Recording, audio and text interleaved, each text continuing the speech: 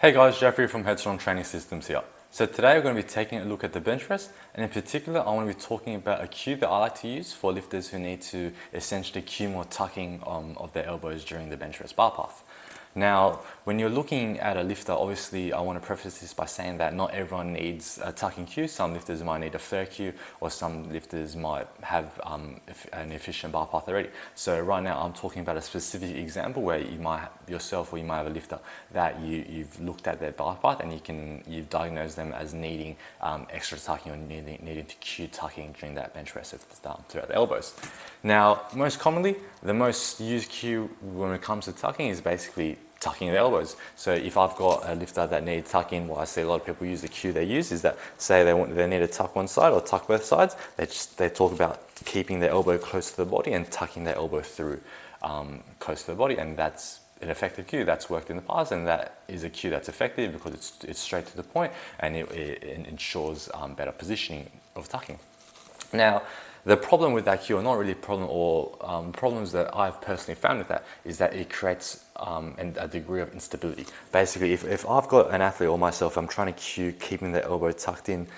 to the body, a lot of the times what that does instead is that it creates movement in the whole arm rather than essentially that elbow itself. Now, what I mean by that is say that, let's use my right side as the example demonstration here. If I need to basically tuck my right side more, and I think about tucking the elbow in, you can see that when I forcibly tuck my elbow in, you can see that my forearm can actually move as well, and so does my wrist. And so what I meant before is that if I'm trying to forcibly tuck my right side elbow, you can see that if done excessively, you can create instability by causing rotation of this whole arm, because the whole of my right side forearm up to the wrist, up to the hand, is